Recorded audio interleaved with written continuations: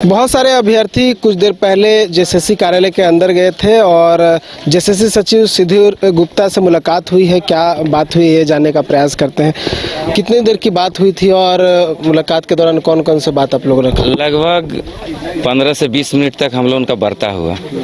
वार्ता में जेएसएससी सचिव बोला कि हमने अभी तक तो बहाली बंद नहीं किया है, अभी चालू ही है आप लोगों को, तो आप लोगों का क्या प्रॉब्लम है? सर हम लोग तो BC1 में थे और BC1 है UR में थे, तो हम लोगों का ये हो गया।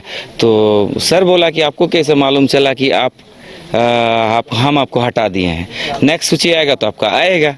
तो हम ये बोला गया कि नेक्स्ट सूची आएगा। हाँ, नेक्स्ट सूची आएगा। तब हाँ हमने बोला 2 बार आएगा, 3 बार आएगा, जब तक नहीं आएगा दिसंबर तक हम निकालते रहेंगे। मतलब 26,000 नियुक्ति जब तक पूरी नहीं हो जाती है लिस्ट आते जाएगा। ये क्लियर किया गया। हाँ, ये क्लियर किया गया।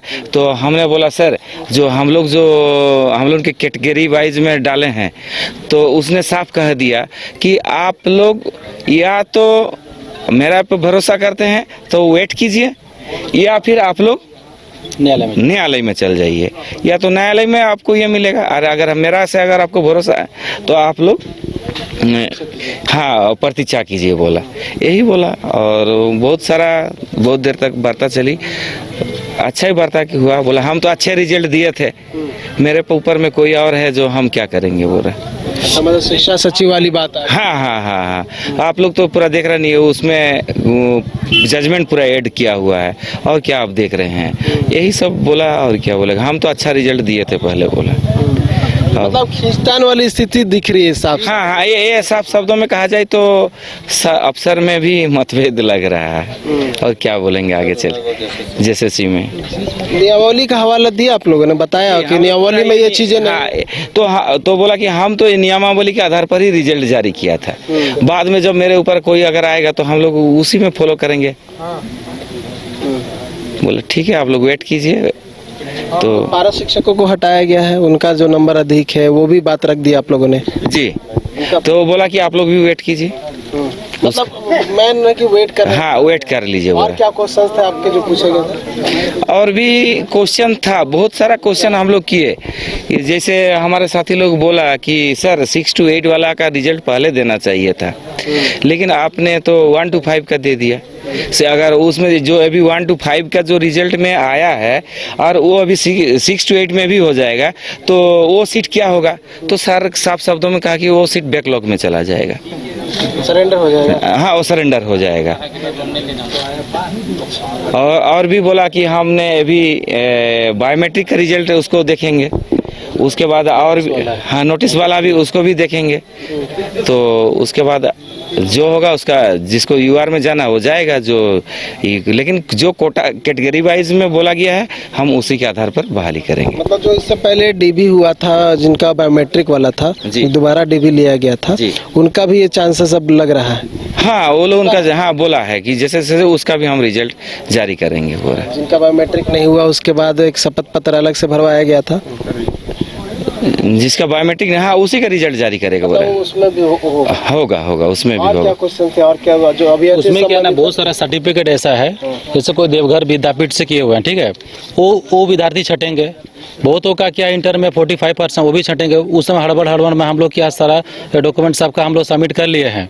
अभी जब हम लोग फाइल निकाल कर देख रहे हैं तो बहुत सारा कैसा है कि उसको नोटिस नहीं दिया गया है और वो क्या है 45% में है। वैसे भी बहुत सारे कैंडिडेट है, तो वहाँ से भी कुछ छटेंगे, ठीक है। और आप लोग टोटल आंकड़ा को मत देखिए, हम लोग पूरा 11,000 को देख रहे हैं, तो 11,000 हिसाब से हम लोग 4,000 देख रहे हैं। 11,000 में हम लोग 7,000 को DB में बुलाया और 4,333 को वो अभी निकाला मेरिट। तो टोटल आंकड़ा पर जाएंगे तो हम लोग का बेखूबी है। हम लोग को कैटेगरी हिसाब से जाना है, BC1 में कितना सीट है, BC2 में कितना है, ST SC में कितना, जनरल में कितना है, उस हिसाब से हम सबको पूरा अभी सबको निचोड़ निकालेंगे। अभी हम जितना मेरा बच्चा कुछ आता पहले का, एक साथ में फिर एक रिजल्ट हम और छोड़ेंगे। अगर आपका उसमें भाग्य में है तो आप आइएगा, ना तो फिर से DB होगा, जिससे कि दोबारा नहीं होगा। अब DB नहीं होगा, बोला गया ये बात।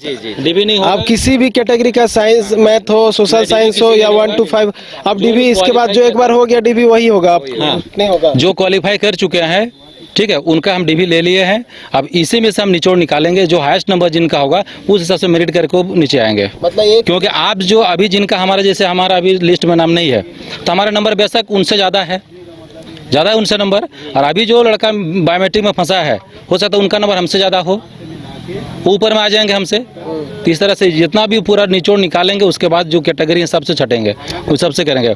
आप हम पर विश्वास करिए, या तो फिर न्यायालय में जाइए। आपको चैलेंज करना है, डिबेट करना है, तो हम न्यायालय में जा सकते हैं, आप स्वतंत्र है। मतलब एक क्लियर कर दिया गया कि आप डीबी जो है दोबारा नहीं होने वाला, किसी भी कैटेगरी का। डीबी इसलिए नहीं होगा क्योंकि उसका नंबर हमसे बिलो है, उसका नंबर हमसे बिलो, इसलिए वो डीबी में नहीं आ रहे हो। ठीक है, वो डीबी में नहीं आ रहे हो। अच्छा, हाँ, अगर और भी चैलेंज करिएगा आप हमसे, तो दिसंबर के बाद आइए, आपका एग्जामिनेशन सेक्शन हम खोलेंगे, आपका पूरा नंबर को हम खंगा लेंगे। ठीक है। एक मेरा प्रश्न है, ये प्रश्न अपने अंदर पूछा था कि नहीं, क्योंकि कुल संख्या जो है वो 11,000 है पदों की, और 7,000 से अधिक लोगों को डीबी के लिए बुलाया गया था।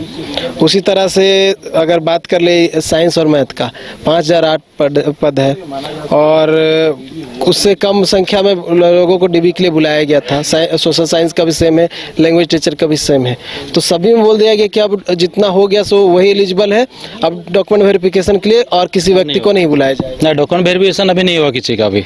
ये रिजल्ट, हाँ, ये अभी नहीं होगा, या फिर मतलब होना ही नहीं है? लगभग मान के चलिए कि नहीं होगा। और से क्या हाँ, डीबी नहीं होगा, अब नहीं होगा। अभी डीबी नहीं होगा, क्योंकि डीबी जितना का होना तो वो क्वालिफाई किए हुए हैं विद्यार्थी, इनका पूरा जब तक क्लियर नहीं हो जाता है, अगला नेक्स्ट डीबी नहीं होगा। मतलब ये कहा गया ना, जब तक क्लियर नहीं हो जाता तब तक नहीं होगा। अभी second मतलब वाले नहीं से होगा आएगा। ये नहीं कहा, मतलब जब तक ये क्लियर हो जाए उसके बाद दोबारा हो सकता है, संभावना है, यही ना? हाँ, सीट अगर बच गया तो, क्योंकि अभी कोर्ट का तो वैसे ही बच रहा है। न्यायालय से अभी क्या ना, अभी सीट को रखा जाने के लिए वो आदेश आ रहा है कि 180 इसमें रखिए, इसमें इतना रखिए, उस हिसाब से हमको रखना पड़ रहा है। नहीं, ये भी बताना आवश्यक है, क्योंकि बहुत सारे अभ्यर्थी जो है इसका भी वेट कर रहे हैं कि दोबारा डीबी होगा कि नहीं।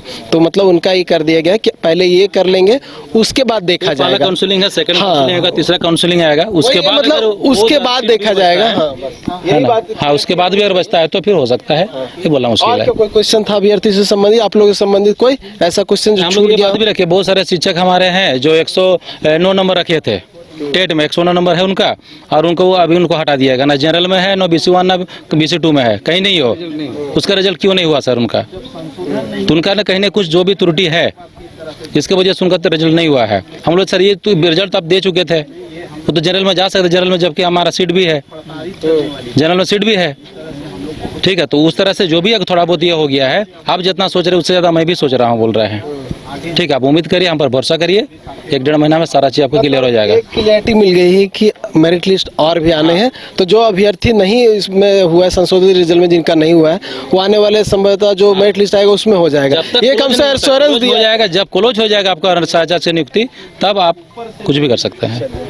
तो एक स्थिति जो है स्पष्ट कर दी गई है कि अभी नियुक्ति जो है क्लोज नहीं हुआ है, आने वाले समय में और भी मेरिट लिस्ट जो है वो जारी हो सकती है, और जिन अभ्यर्थियों का नहीं हुआ है या फिर जो अभ्यर्थी छूट गए हैं और जिनका नंबर अधिक है, उन अभ्यर्थियों का हो सकता है कि आने वाले समय में हो, क्योंकि जो अभ्यर्थी थे वो अंदर गए हुए थे, उन्होंने JSSC सचिव से बात की है, जानकारी ली है, और उसके बाद जो चीज़ें हैं वो हमने अब तक रखने का प्रयास किया है। न्यूज़ बाइस्कोप के लिए कैमरा पर्सन उत्तम के साथ नीरज कुमार, रांची। घर रहने का मकान भर नहीं, ये खुशियों की तिजोरी है। दरवाजे पर दस्तक देता पड़ोस, खिड़कियों से उमड़ आता आसमां, तारों में उलझी ऐसी ना जाने कितनी दास्तां। कहती हैं चले डायमंड सिटी, एक सफर हम सफर के साथ अपने घर तक। Diamond city, life long bonding, 500 से ज्यादा खुशहाल डायमंड परिवार। जल्दी करें, सिर्फ 200 फ्लैट बाकी। आज ही बुक करें अपना आशियाना।